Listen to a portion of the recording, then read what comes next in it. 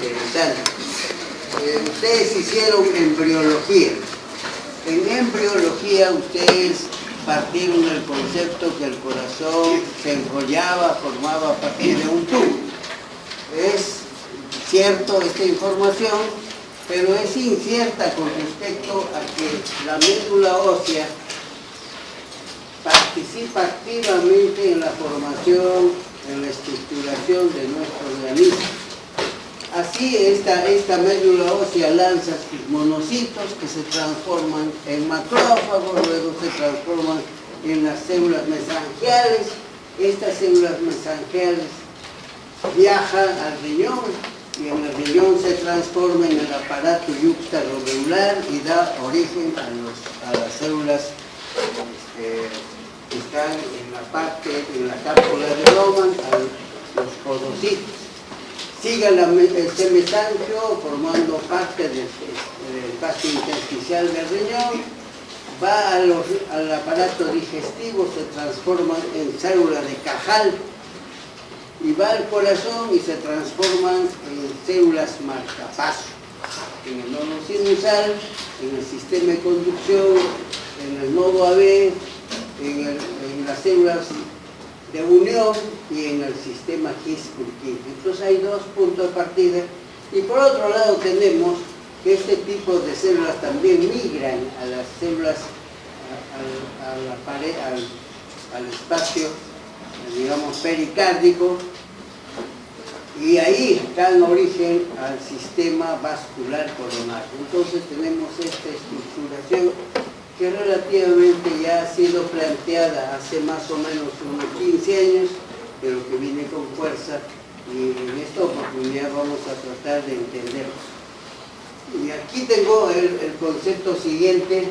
Entonces este aparato cardiovascular para nosotros forma parte, contribuye a la homeostasis, porque la homeostasis es realizada por dos tejidos, el sistema nervioso y el sistema endocrino, pero en ella contribuye la sangre, el aparato respiratorio, el cardiovascular, moviendo la columna sanguínea, el aparato digestivo, etc. Para ello este sistema cuenta pues con una bomba, que son dos bombas instaladas en serie, un sistema de distribución, las arterias, un sistema de intercambio, los capilares, un sistema de recolección, las venas. Además tiene pues un sistema de control, de regulación. Todo nuestro organismo está monitorizado y que está siendo controlado el milímetro.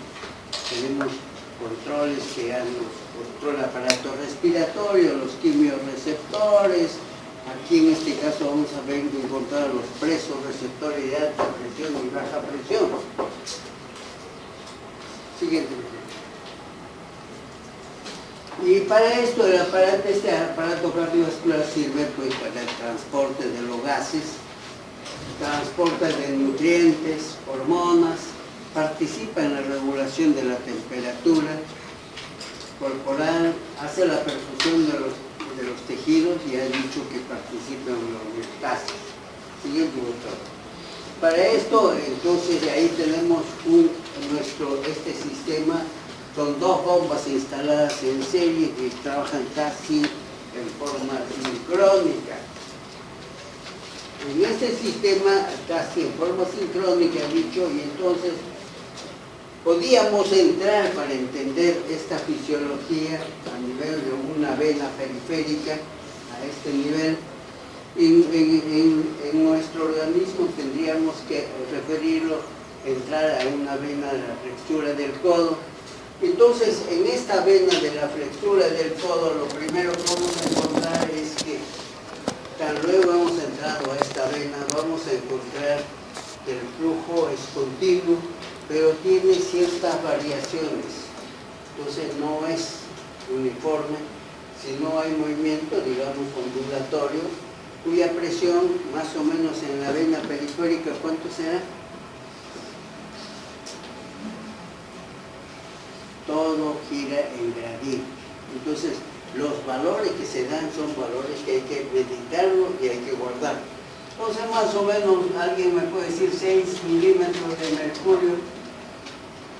Estoy de acuerdo, ahí le pongo un asterisco y digo pues que muchos autores el sistema de pesas y medidas plantea que ya no se debe, nadie compra el arroz en libras, sino en kilos, nadie compra la tela en varas, sino en metros.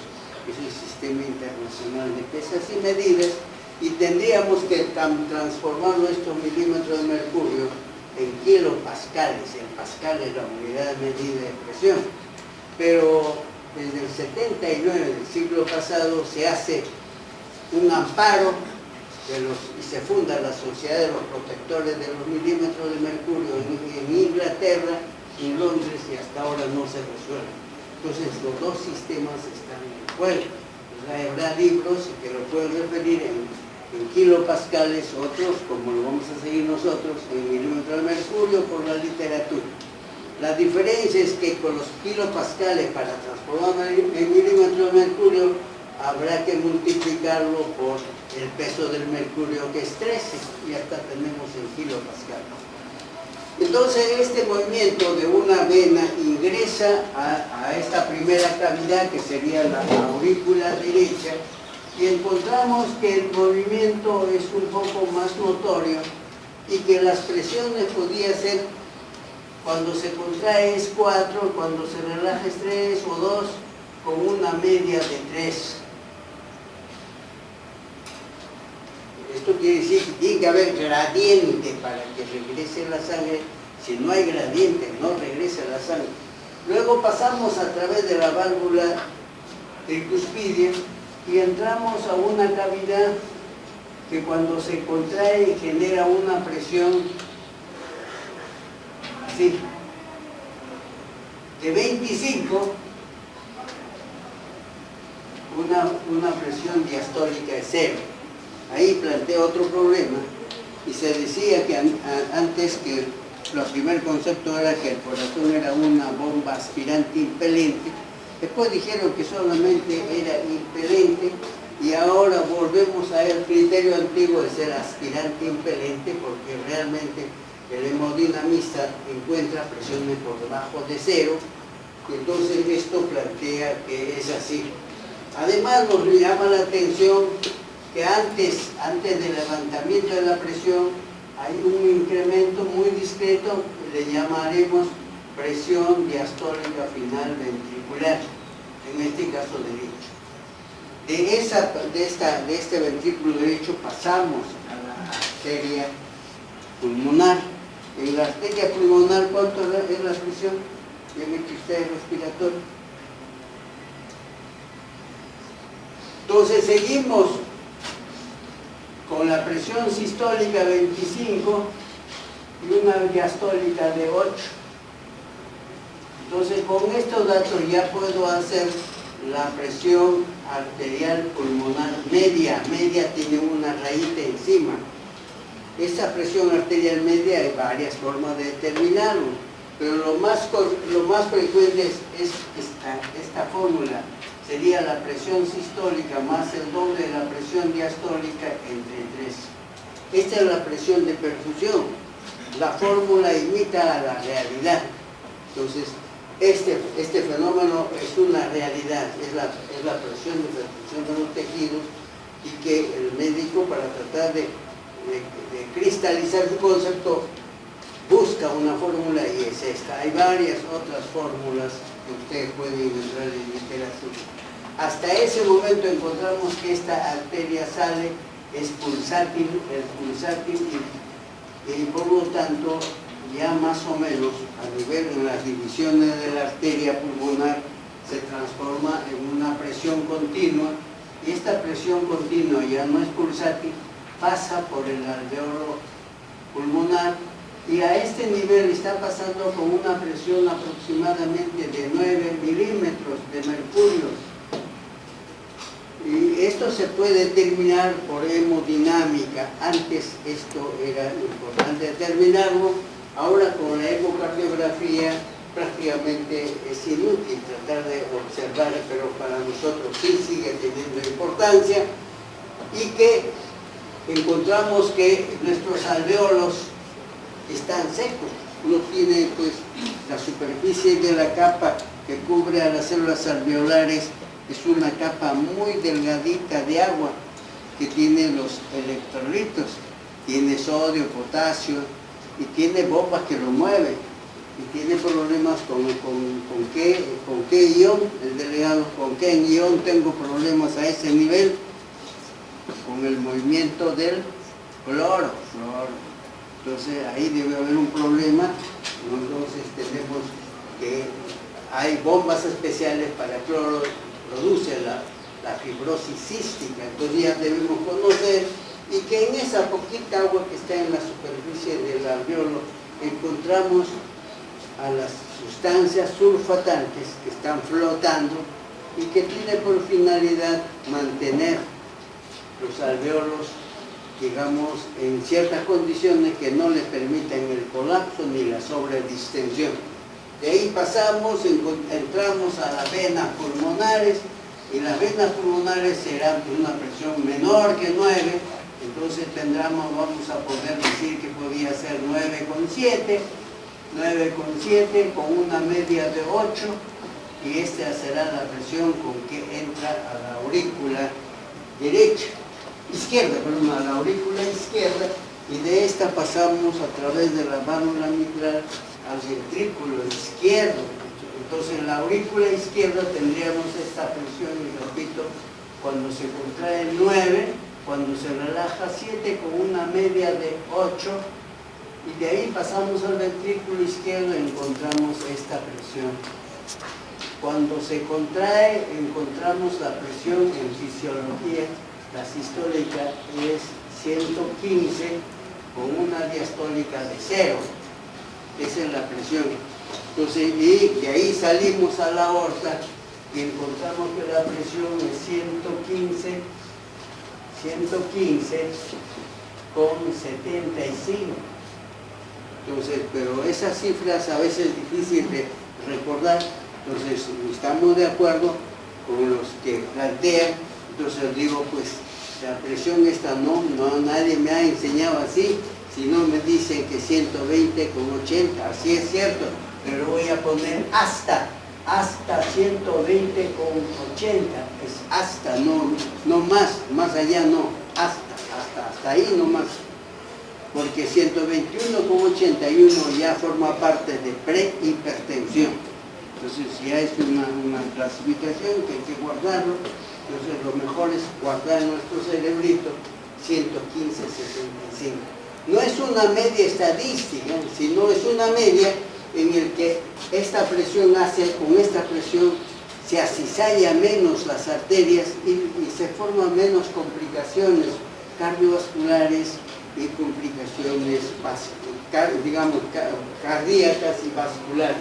Entonces es por ese efecto.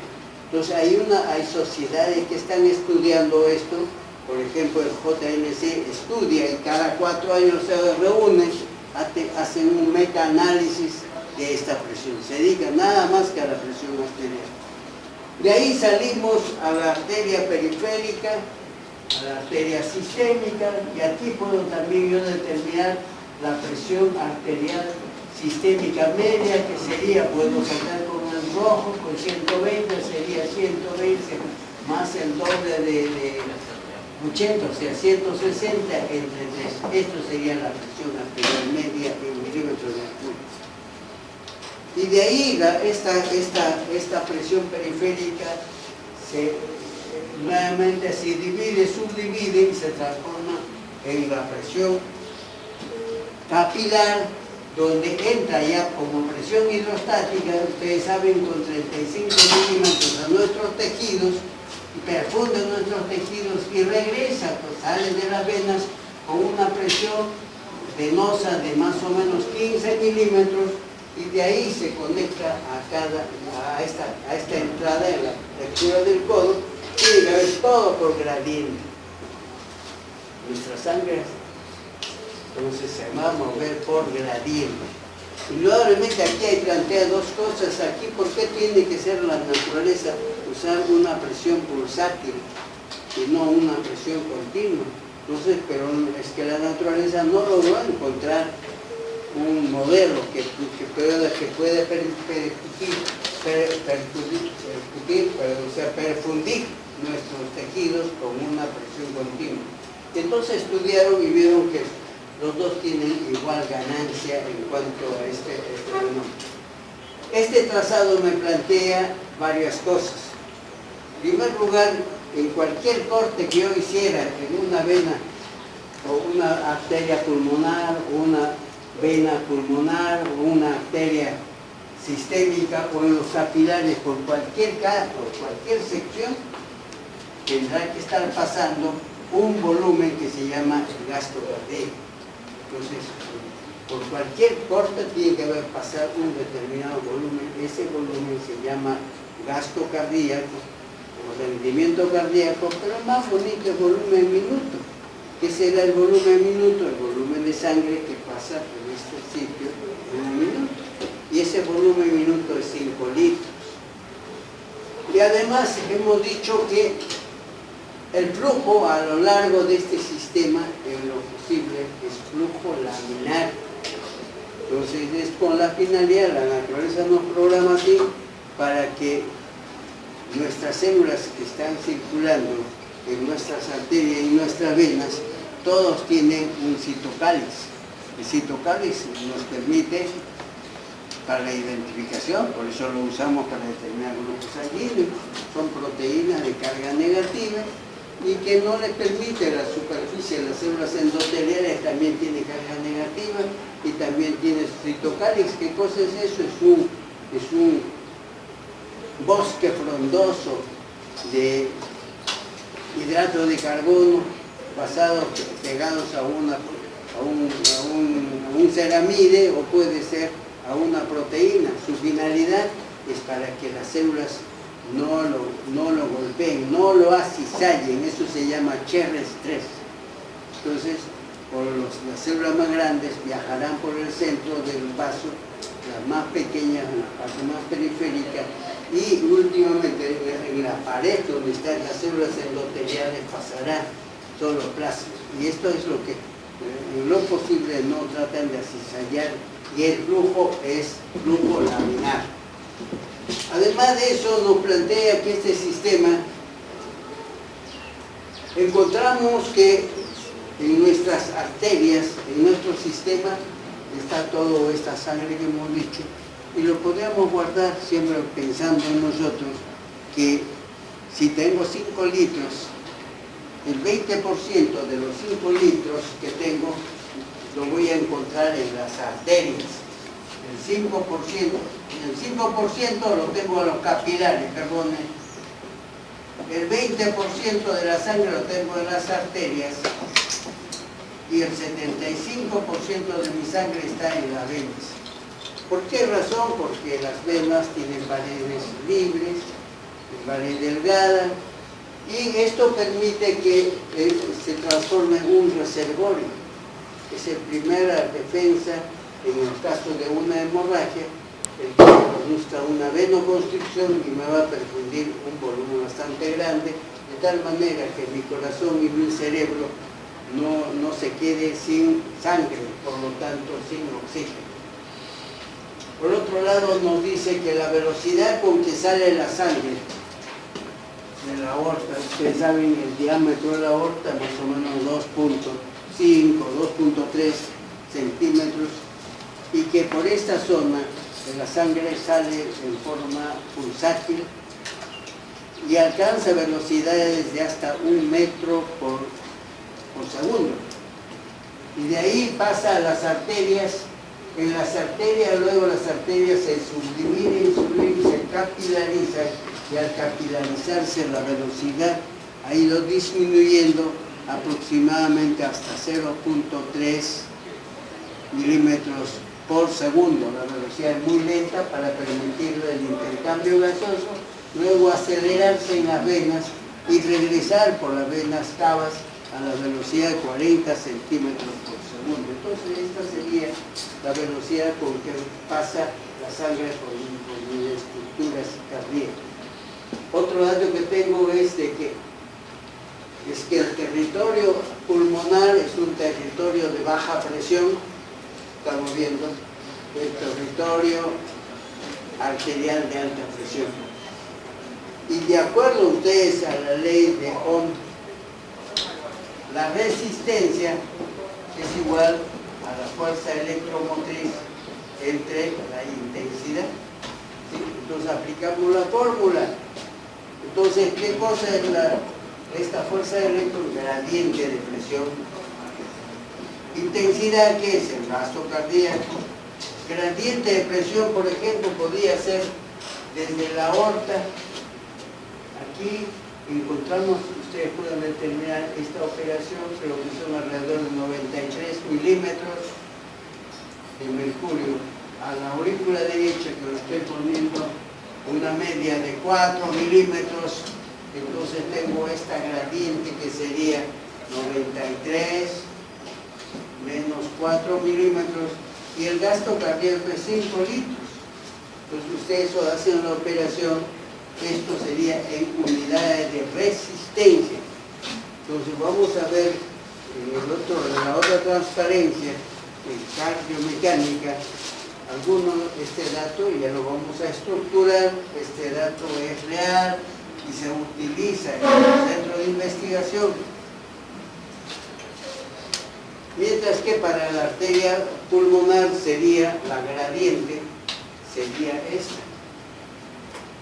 La presión arterial pulmonar media sería igual la presión sistólica 25 más el doble de la presión diastólica 16 entre 3, creo que son, ¿cuánto sale eso?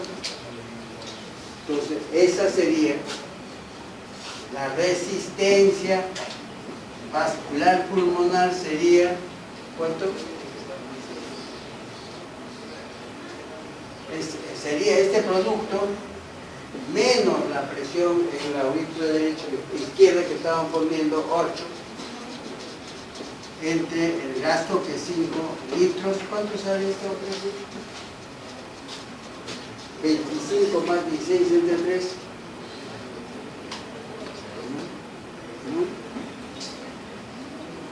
¿Cuánto sale? 9, 13. Ya, 13.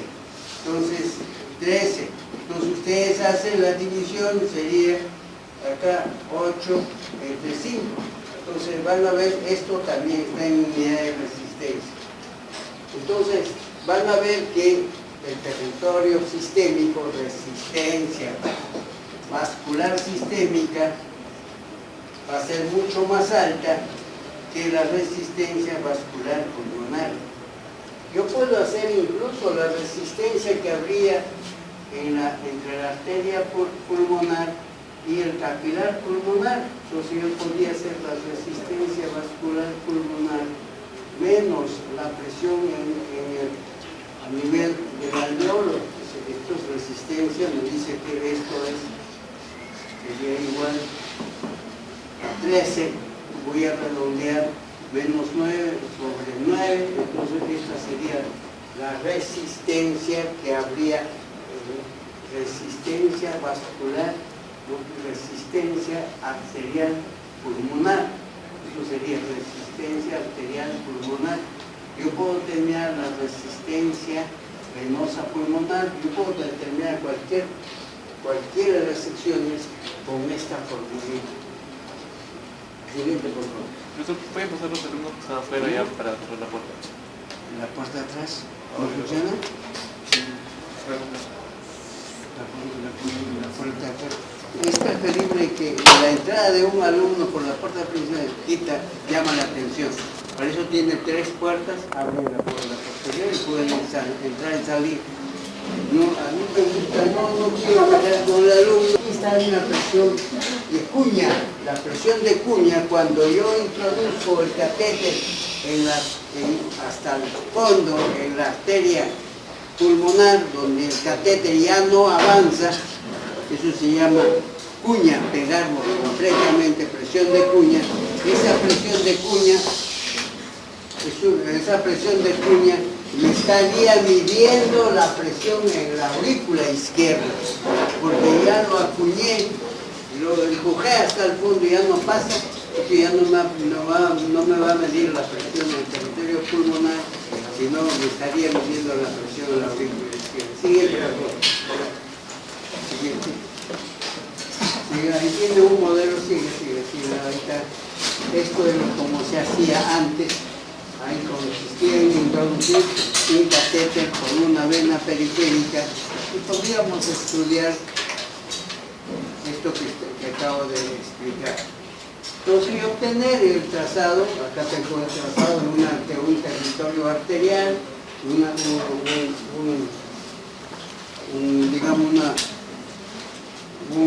movimiento pulsátil de la arteria y a nivel de las, ese es otro dato importante.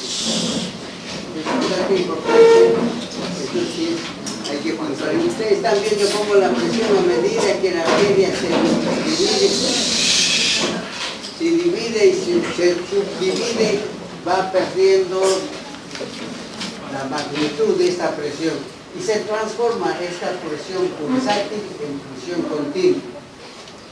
Entonces la pregunta es, ¿a qué nivel es el que se produce la caída de la presión y a qué nivel van a actuar los vasodilatadores arteriales? Entonces vamos a concluir diciendo que estos no van a actuar en la aorta, pues la aorta ustedes lo conocen, lo han visto en su estudio de anatomía, son de paredes muy gruesas, está fibrosado, tal vez tiene su placa. En las arterias periféricas como la humeral o femoral tampoco. Entonces, ¿a qué nivel es el que se produce esa respuesta? Fundamentalmente a nivel de las arteriolas. Los capilares no tienen fibra muscular en su pared y por lo tanto esta no participa. Entonces, la arteriola. ¿De qué tamaño estamos haciendo esa arteriola? Estamos refiriendo a aquella arteriola que tiene un diámetro entre 50 a 100 nanómetros de diámetro, o sea que no se puede ver a simple vista. Entonces ya pueden ustedes imaginarse, ¿no?, que estos son las arterias más pequeñitas, tienen sus paredes, su fibra muscular lisa y por lo tanto puede relajarse o contraerse. Siguiente, por favor. Ahí tenemos que una cavidad ventricular izquierda lanza esas columnas sanguíneas y vamos a ver que esa se subdivide y la velocidad va disminuyendo desde el tronco de la zona de salida y en el capilar alcanza su mínima velocidad suficiente para que pueda realizar el intercambio gaseoso y acelerar gaseoso y nutricional y hormonal, pero luego en el tercero venoso se acelera. Aquí nos está diciendo que el 20% de la sangre está en las arterias, 5% está participando en el intercambio y el 75% de nuestra sangre está en nuestras venas. Ese es nuestro reservorio.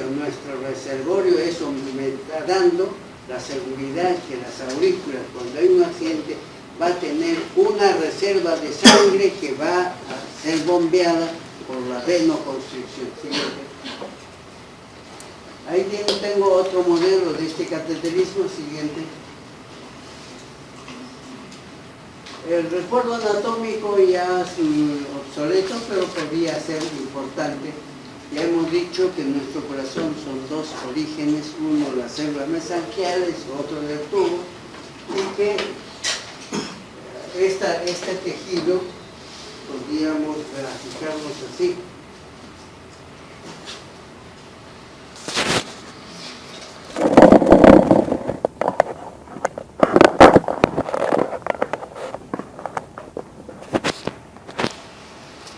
Nuestro corazón, ustedes se vienen de anatomía y conocen que el corazón tiene un citoesqueleto. En este esqueleto, esto es tejido conjuntivo, colágeno tipo 3 y 4. Este tejido dice que presenta este tejido unos vacíos donde van a estar insertadas las válvulas auriculoventriculares, luego encontramos para las sigmoideas y están en un solo plano. Este es un tejido que separa las aurículas de los ventrículos. Entonces tiene su característica, este tejido conjuntivo, tipo 3, tipo 4, es de alta resistencia a la conducción eléctrica. De tal manera que si yo aplico un potencial en las aurículas, esa no va a pasar al ventrículo. Tendrá que utilizar, será necesario que exista un sistema de conducción.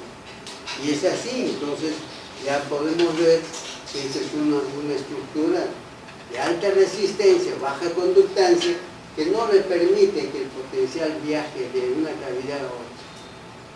Entonces normalmente vamos a encontrar en la aurícula el nodo sinusal, el sistema de conducción, y luego al nodo AB, y este nodo AB sale el GIS, perfora esta estructura, este plano, y pasa al ventrículo. De esa manera que hay una sola vía que permite el pasaje de este sistema. En condiciones anómalas puede haber vías que pueden bypassear de la aurícula al ventrículo. Entonces se formarán los síndromes de preexcitación, como el fascículo de Kent. O puede ser un fascículo que bypassea desde la aurícula hacia el GIS. O puede haber una que puede ser del GIS al ventrículo, son haces que están bypasseando a este anillo fibroso. Algo más que llama la atención es los músculos que ustedes han hecho. En la disección, la pared de la aurícula es más o menos de 1 a 2 milímetros de grosor, y no me van a decir que el cuarto ruido es debido a la contracción de la aurícula, así dicen los libros. Entonces, si eso es cierto, la contracción del ventrículo, que tiene 10, 12 milímetros, tendría que ser no un ruidito, sino un ruidote, de lo cual no existe.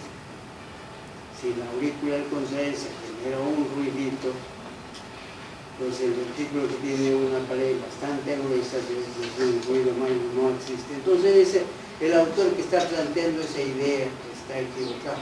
Entonces esa sería, sabemos que esta pared es delgada de 1 o 2 milímetros, ventrículo derecho tendrá pues unos 3 milímetros, y el ventrículo izquierdo en condiciones normales debe tener, ustedes ya saben que tiene más o menos 10 milímetros de grosor. Y que los músculos que encontramos en la pared, de acuerdo a los hermanos Roth y Roth, tienen direcciones perpendiculares, y que al contraerse se contraen direcciones perpendiculares y va a crear un problema. No toda la capacidad contráctil se va a transformarse en una fuerza que incremente la presión intracavitaria ventricular, sino al contrario, que le va a restar fuerza, potencia a esa contracción, y lo hace inútil. Siguiente, por favor. Esto es... hablé con el delegado. Sinapsis eléctrica. ¿Qué cosa será la sinapsis eléctrica? Ahí tenemos en cada una de las estructuras, digamos, estas. ¿Qué cosa es sinapsis eléctrica? Sabemos que la sinapsis química es lo que vieron en el sistema nervioso, era el pie de una neurona donde está la vesícula, libera, cuando llega un potencial de acción, libera un neurotransmisor. Esta viaja por el rack sináptico, llega al otro lado, al otro puerto donde está su receptor, aborda ese receptor y conduce al potencial, activa la siguiente célula. Eso es una sinapsis química, porque está usando un neurotransmisor, ¿de acuerdo? Y sinapsis eléctrica es así. Tengo una célula A y una célula B. Acá la mitad, entonces esta es la célula A, la célula B. La célula A pone la mitad de un canal, que se llama hemicanales, y la otra mitad le pone la otra célula. Si lo miro de frente, entonces está formado por 6 proteínas, 1, 2, 3, 4, 5 y 6. Entonces esto se parece mucho a una cámara fotográfica, al diafragma. Entonces esto está cerrado, entonces si está cerrado no pasa ningún potencial de acá de la célula B, pero cuando se activa la célula A puede pasar no solo iones, incluso dice que pasa AMP cíclico. Esto no media un neurotransmisor. Entonces, cada uno a estos se llama hemicanales. Entonces, las canelopatías serán las enfermedades que comprometan a los canales. Entonces, en mi corazón, ustedes saben por definición, es un sincicio o un sincitio, como quieran llamarlo. Entonces, tendrán pues todo este conjunto, puro hemicanal. Otra manera de decir, mientras que un músculo esquelético, tengo acá, cada haz nervioso tiene su nervio para que pueda activarlo y que tiene que venir un potencial a través de este nervio para que entre a la placa mioneural y activar a la célula. Entonces, sí, el músculo contraerse. En el caso del corazón no hay nervio, entonces encontramos así un conjunto de células que tienen gran cantidad de discos intercalares. En cada disco intercalar están los hemicanales. Si yo activo una célula, toda la célula se contrae. Entonces es debido a la propagación del potencial de acción a través de esos hemicanales. Esto se llama sinapsis eléctrica. Esta sinapsis eléctrica abunda en mi aparato digestivo, la fibra muscular, la célula de Cajal se comunica con este sistema. En el sistema nervioso central, los núcleos basales juegan con este sistema. En el riñón, todas las células de los tubos contorneado proximal trabajan con este esquema. Entonces, ahí tenemos un ejemplo, el páncreas es puro este esquema. Entonces, es la sinapsis más abundante que tenemos en nuestro cuerpo, la sinapsis. Entonces, cada uno de estas proteínas se llaman los conexines. Ahí están los conexines 43, los más abundantes, etcétera, etcétera. Ustedes pueden localizar. ¿Alguna pregunta en este nivel? Esto es lo que estoy dicho, que está en un solo plano, la importancia de ese anillo, ese ciclo esqueleto siguiente. Este es el corte. Acá el corte del ventrículo izquierdo es bastante gruesa. El septo forma parte del ventrículo izquierdo. Siguiente. Esa imagen yo creo que vale la pena que lo guarden, porque la ecocardiografía no va a reflejar sino eso que están viendo en la imagen que le pasó. Entonces eso hay que guardar la memoria, y más aún si ustedes se van a dedicarse a la ecocardiografía, y lo que se llama la ecocardiografía tridimensional es pura memoria de esa imagen, por eso lo pusimos. Acá tengo al músculo esquelético y arriba tengo el músculo cardíaco, donde entre célula y célula hay gran cantidad de discos intercalares. ¿Y qué cosa hay en esos discos intercalares? Uniones apretadas, y tendremos los hemicanales.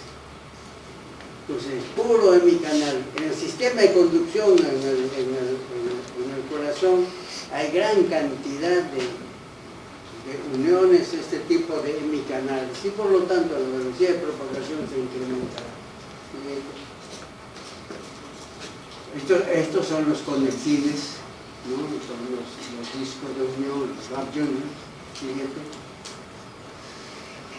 Esto tal vez vale la pena considerar, no sé, pero Lo puse para que ustedes lo puedan estudiar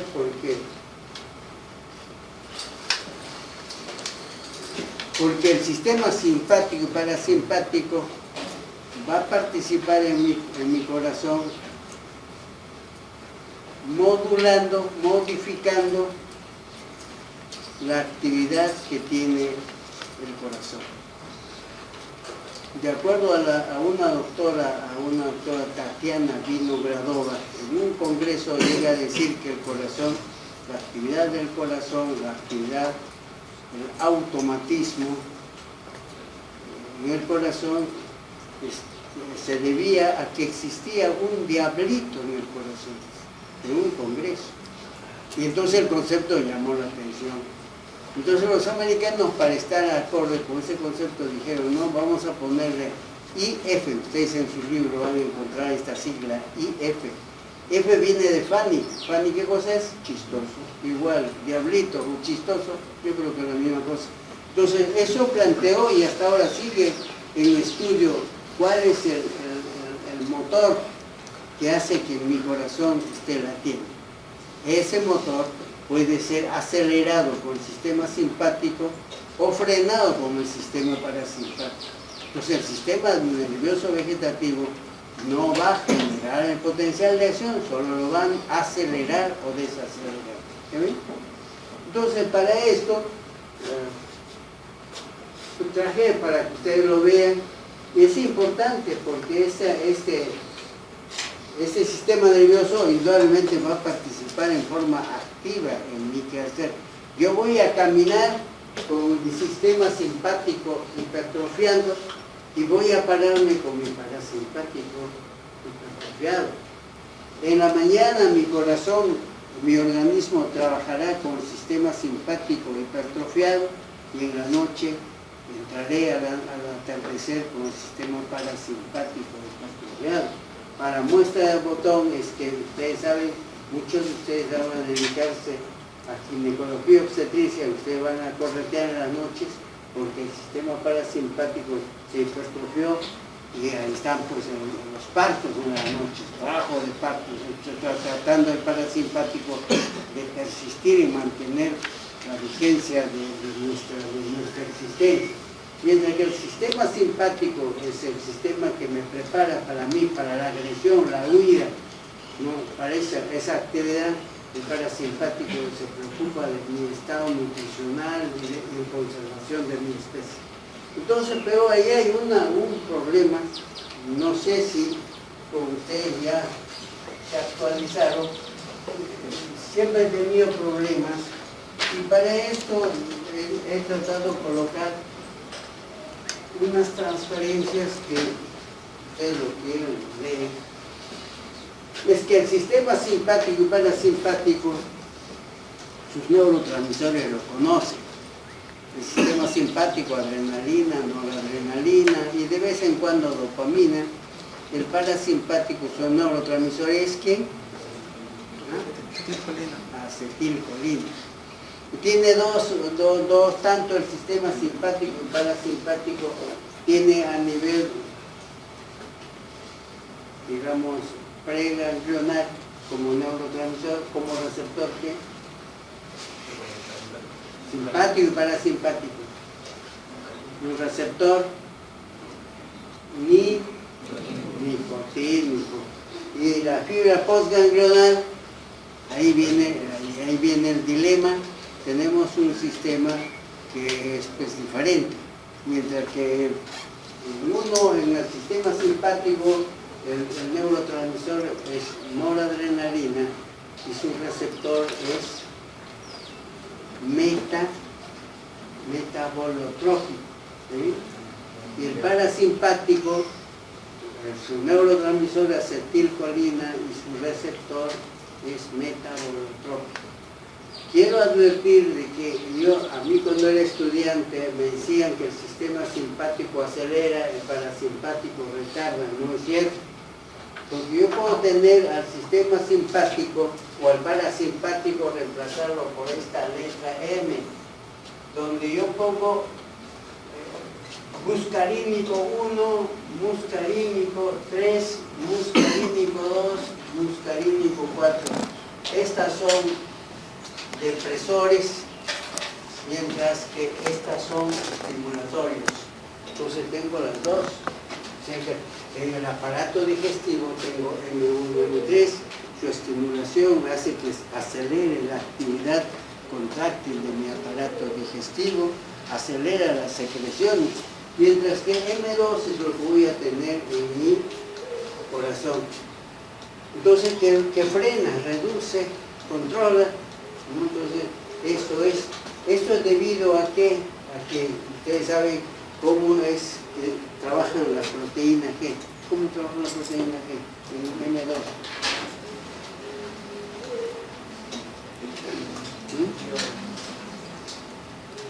¿Qué cosa es la proteína G, delegado? ¿Ah? ¿Qué cosa es la proteína G? ¿Cómo? Claro. Forman parte de vías de señalización. Entonces, las vías de señalización, porque los neurotransmisores que nos estamos refiriendo van a quedarse en el receptor de la membrana. Generalmente,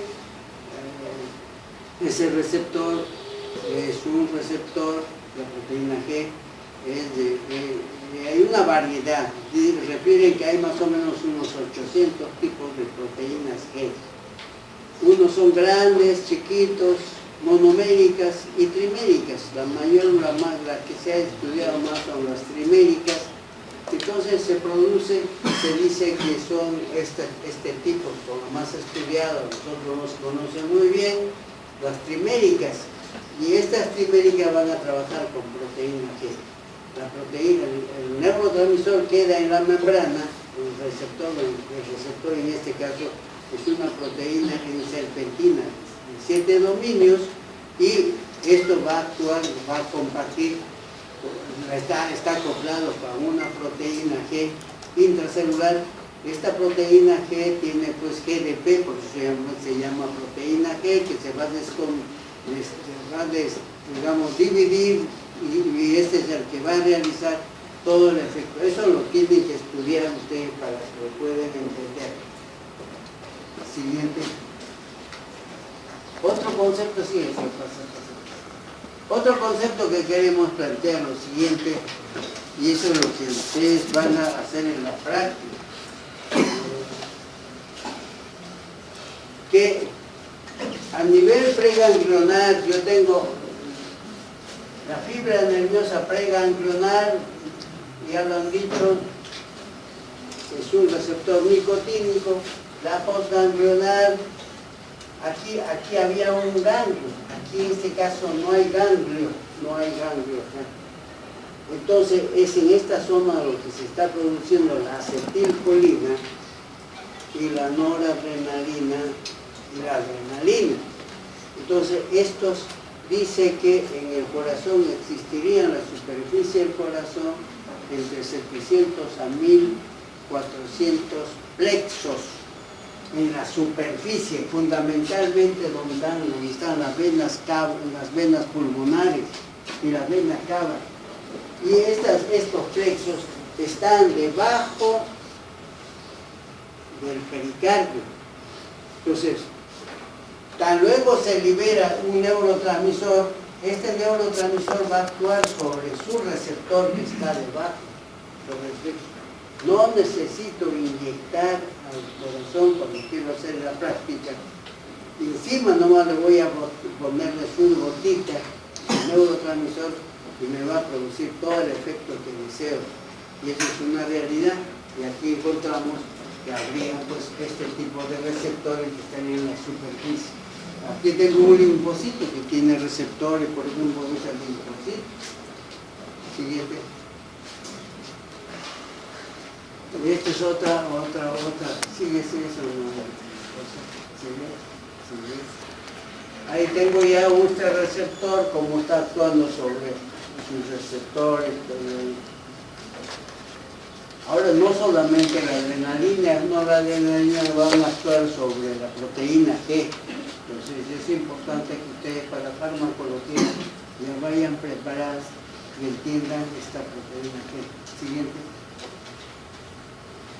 Estos son siguiente.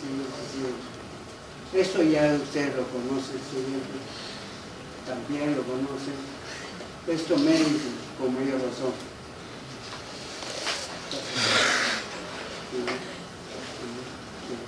Son los neurotransmisores, tal vez que hay algo así. Ahí está, miren, derramando su neurotransmisor encima de la superficie que puede actuar. Y de hecho, esto también comentamos, esta imagen retrocede. Este hecho, porque la noradrenalina, cuando se produce para degradarse, entra al torrente circulatorio y circula, pues, entonces puede actuar a distancia y por lo tanto puedo hacer dosaje con más facilidad. La acetilcolina no tanto. ¿Por qué? Porque la acetilcolina, ¿qué pasa? No entra mucho al sistema vascular. Y de hecho, el vago derecho va a llegar al nodo sinusal, el izquierdo llega al nodo AB, pero ninguno de los dos entran a las coronarias. Directo, así, aplicando acetilcolina puede entrar, pero su efecto es muy pobre. ¿Por qué razón? Porque tengo pues gran cantidad de acetilcolinoesterasa que lo va a fragmentar y le va a impedir a que pueda actuar. Siguiente. Ahí tienen tal vez para que ustedes se ensayen, tengo acá en el corazón, sería beta 1AR, como que hace la cascada de esta proteína G, ¿no? Acá tengo un alfa AR. Entonces, ustedes para que vean cómo actuarían estas, la cascada, ya lo conocen, entonces pasamos a la siguiente. Esa pasa, ya se conoce. Sale de eso, ya creo que puede salir de eso. También de ese grado.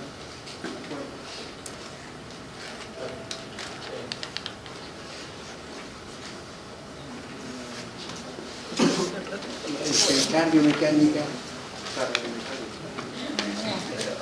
Es uno chiquito. Cardiomecánica hace el estudio de los flujos, la reología. Esto es la reología. Formación de flujos. Y la hemodinámica hace ese estudio del equilibrio. Y en este caso lo que vamos a ver, todo gira en base a la ley de Ohm, que ya lo hemos discutido, donde los componentes se hacen, y de esto lo más llamativo es que sobre este principio se aplica la resistencia gradiente que he dicho, el de flujo o el gasto, y lo descompongo. Ahí tengo cómo está descomponiéndose, y tengo pues la ley de Poisson. La ley de Poisson, los que hacen su educación en base al método constructivista, encuentran, por ejemplo, hacer la relación del flujo con la longitud del vaso. ¿Qué pasará del flujo con la viscosidad? ¿Qué pasará, por ejemplo, qué pasará el flujo relacionando con la viscosidad? A ver, para uno que saber qué pasará. Que el flujo será más lento. Claro, ¿en quién tengo este problema? En el nativo de las grandes alturas. En lugar de tener 5 millones de glóbulos rojos, tiene pues 8 millones, entonces su sangre más viscosa. Y por lo tanto, la presión diastólica, la presión arterial diastólica es más alta. Generalmente un nativo de la sierra, su presión diastólica es 95, 90 milímetros, cosa que no ocurre. Mientras lo contrario, un paciente con una anemia que tiene 3 millones, su flujo es muy rápido e incluso puede ocasionar soplos por flujo, hiperflujo, y eso es lo que interesa. Entonces, esa sería una relación. También nos dice con el radio, entonces lo inversamente proporcional, ¿no? Entonces, podríamos correlacionar, esto es la ley de Poisson. Siguiente.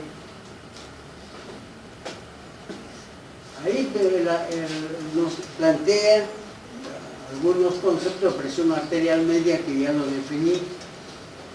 Después el gasto cardíaco, en la mejor manera, el gasto cardíaco es la cantidad de sangre que lanza mi corazón en un minuto. Y es lo homólogo. ¿Qué cosa es ventilación? Ventilación pulmonar. Ventilación pulmonar, ¿qué cosa es ventilación pulmonar? Claro, eso es ventilar, así es igualito. Entonces tenemos ahí la resistencia en hemodinámica, y hoy he hecho la resistencia por este método, unidades de resistencia, entonces pueden usarse otras fórmulas, pero que no son prácticas, porque yo me gustaría que usted me diga qué tiene por kilo por segundo centímetro a la menos 5. Entonces resulta un poco difícil. Está bien para el hemodinamista que está dedicado a eso pueda interpretar, pero entonces es suficiente es tener la idea de unidad de resistencia, está comparando territorios. El flujo laminar, también dije, el número de Reynolds, eso que acá también lo dije ya, un paciente con una anemia hace que, como necesita oxígeno, el organismo le va a dar la velocidad a su columna sanguínea, y esa velocidad hace que ese flujo del plasma con pocos glóbulos rojos, sea que tiene menos viscoso, va a hacer una turbulencia al propagarse, y eso nos puede dar soplos. Entonces ese soplo puede uno interpretar erróneamente como una patología y sin que sea tal cosa. Sabiendo qué cosa es un soplo, soplo es turbulencia, sinónimo de turbulencia. Soplo es sinónimo de turbulencia. Siguiente. Yo creo que eso, ya esto, concepto, no es ahí ya otro problema. Salimos de propiedades del conocimiento.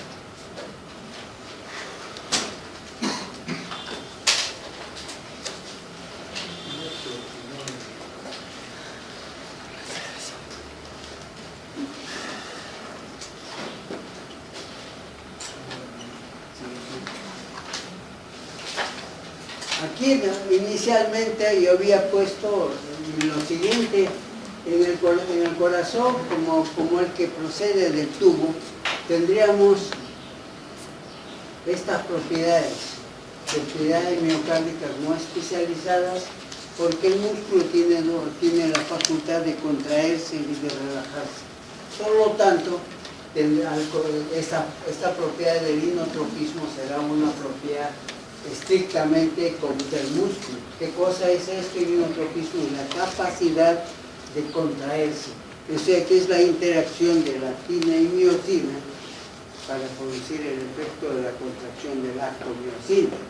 Si hay una contracción, que lo contrario sería la propiedad lucitrópica, o sea, la capacidad de relajación.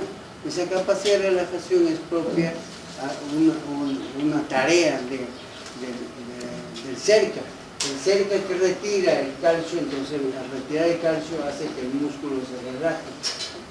Y además de eso, entonces este músculo podría tener la propiedad vasomotropa, o sea, la de responder al estímulo.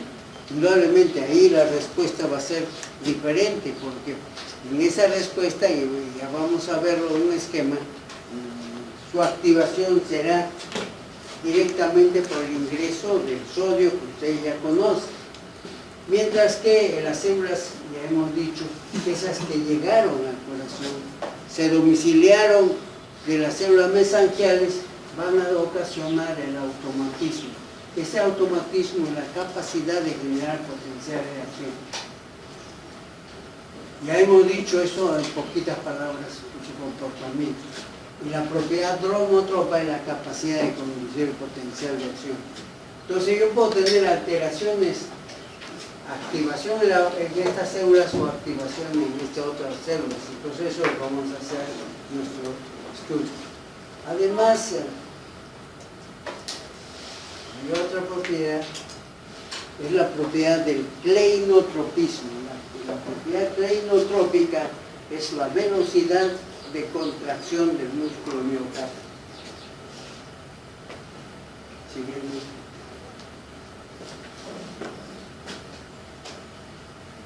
La actividad marcapaso del corazón establece el ritmo y frecuencia cardíaca, donde las células automáticas del corazón presentan una fase de despolarización diastólica y una fase de despolarización y genera el potencial de acción. Este es un problema que vamos a comenzar a estudiar. Normalmente,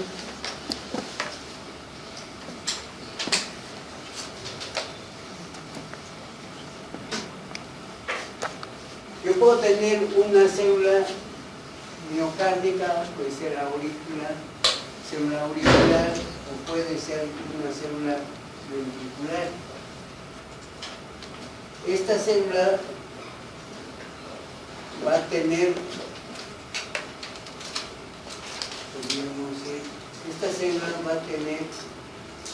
unas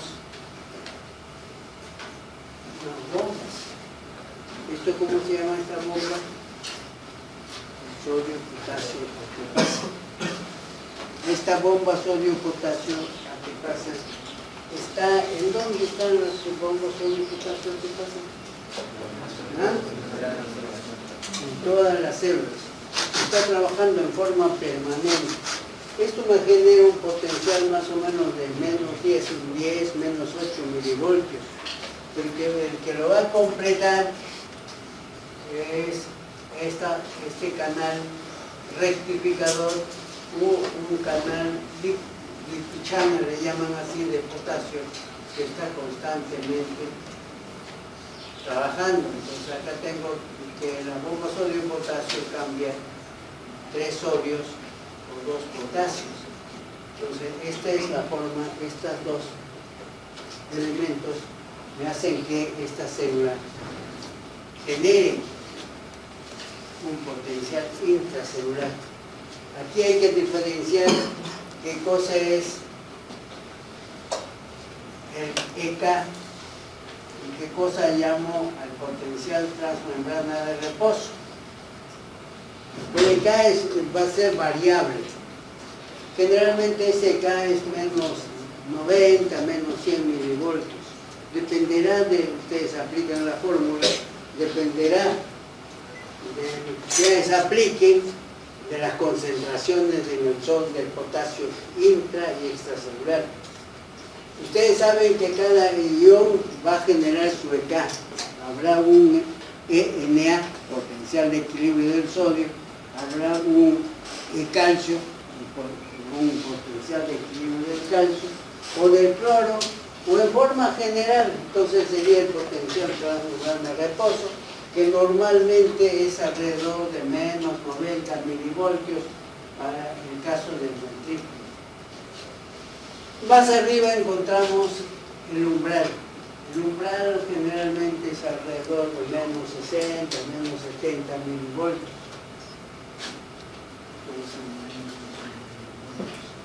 En estas condiciones, esta célula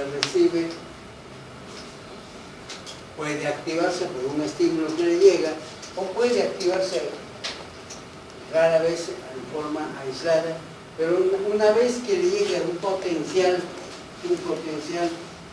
este potencial que le llega va a ocasionar,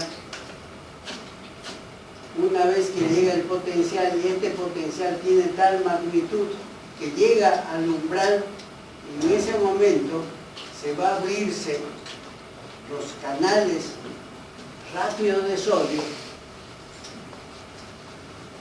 está con la compuerta externa cerrada, con la compuerta interna abierta, y cuando entra este fenómeno, este canal abre sus compuertas externas e internas, y por lo tanto ingresa el ion sodio. ¿Cuánto tiempo dura este fenómeno, este ingreso del canal del ion sodio? 2 a 4 milisegundos. Entonces esto va a ocasionar la despolarización de la célula. ¿Hasta cuánto? Hasta un potencial de más 20 milivoltios. Y luego, entonces en esta fase, lo que está moviéndose el ingreso del ion sodio. Luego viene el ingreso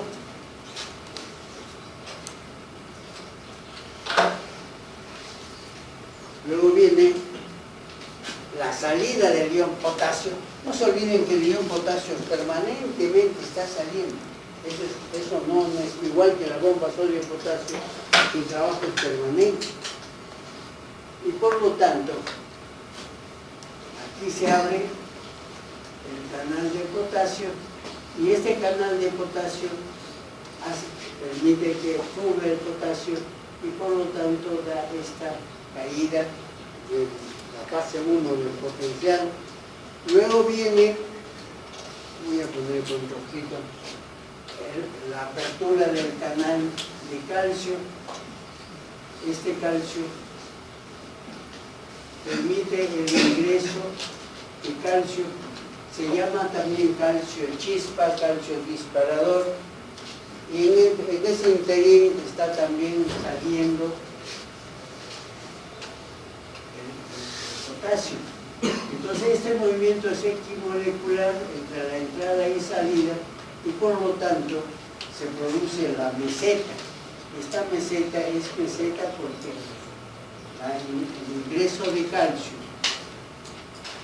y la salida de potasio son en magnitudes más o menos iguales, y por lo tanto eso hace de que se produzca esa meseta. Y luego, una vez que se produce esa meseta, viene la fase 3, esta sería la fase. Tengo acá la fase, esto sería, hemos dicho, la despolarización, la fase, o también la fase 0 del potencial de acción. La fase 2 es esta meseta, y luego viene la fase 3.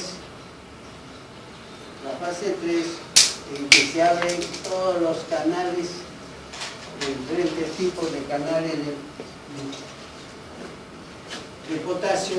Entonces sale aquí los canales de potasio rápidos, ultra rápidos, etc.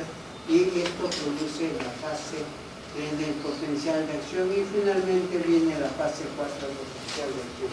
Así se generó el potencial de acción, la electrofisiología, una célula miocárdica auricular y ventricular, donde en la célula, el potencial en las células auriculares tiene una menor magnitud, tiene un potencial de menos 70 milivoltios, tiene una imagen más estrecha, ¿sí?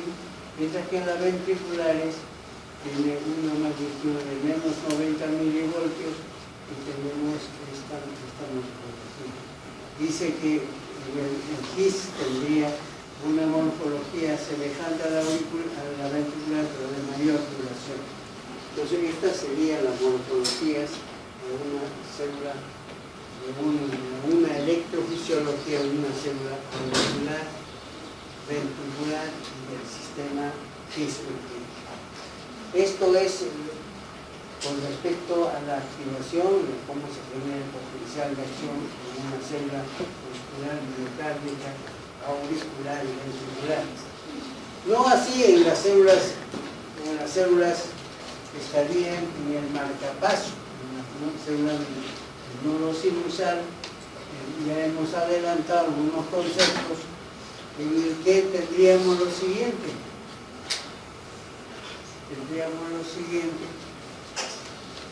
Esta célula tiene gran cantidad de discos intercalares, generalmente está en el nodo sinusal. Estas están rodeadas por células del mismo estirpe, que son claras, porque se llaman las células P. Ustedes en su libro dicen las células de P, vienen del marcapaso. eso no viene del marcapaso, ¿no? Si no viene del término, en el trabajo inicial dice, porque estas células se ven pálidas, de pálido, células T, no viene del marcapaso. ¿Y por qué? Porque estas tienen muy poca cantidad de mitocondrias, son isquémicas y no tienen suficiente cantidad de miofibrillas y por lo tanto se ven claras. Entonces estas células, ¿qué es lo que caracteriza? No se olviden que estas células vienen desde sangre, entonces su finalidad es diferente a las células auriculares y ventriculares. Entonces estas células van a tener un potencial transmembrana de menos 65 milivoltios y que estas células van a tener un umbral de más o menos de 40 milivoltios y que estas células cuando se activan van a tener una fase de despolarización diastólica ascendente hasta que alcanza un punto, un umbral. En ese momento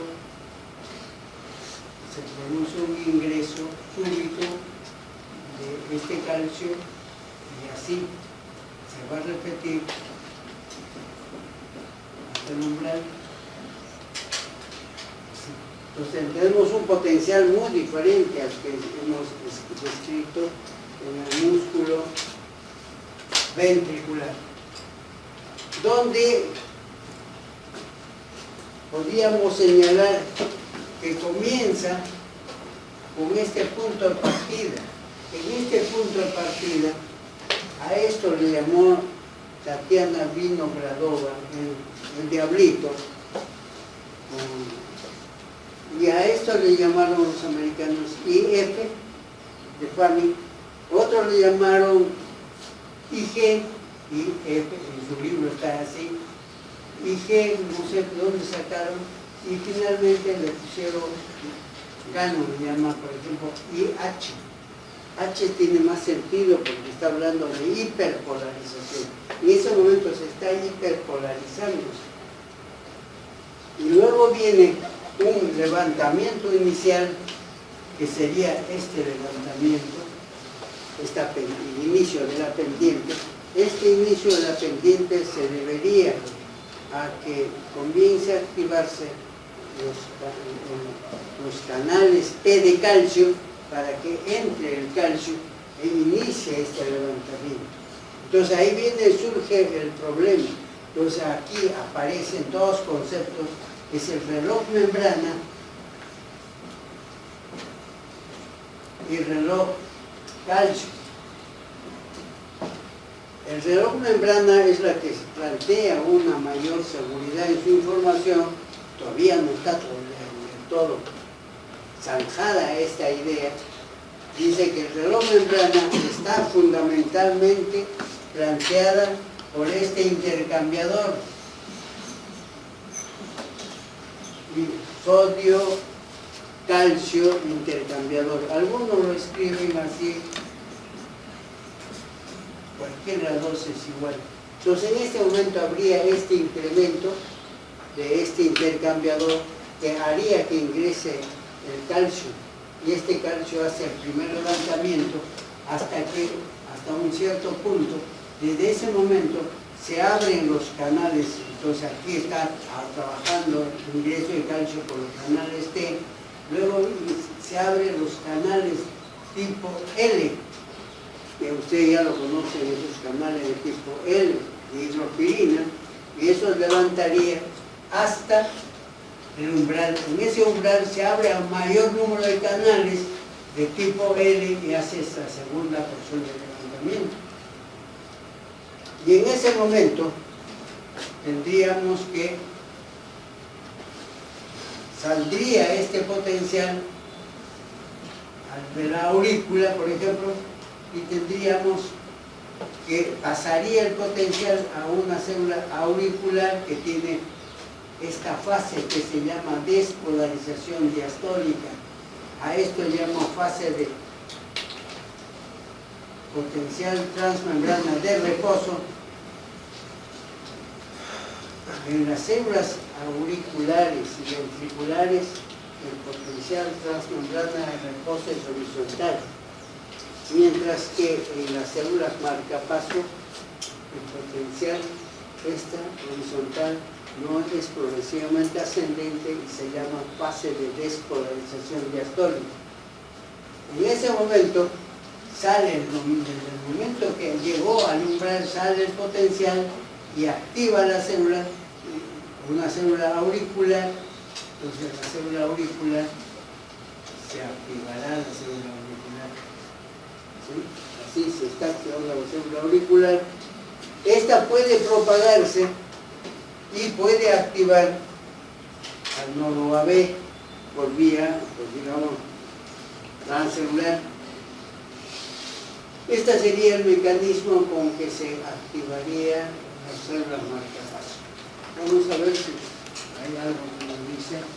Entonces, de acuerdo a la nueva ley del corazón, entonces habría en nuestro corazón 3 puntos de activación. Tendríamos el nodo sinusal.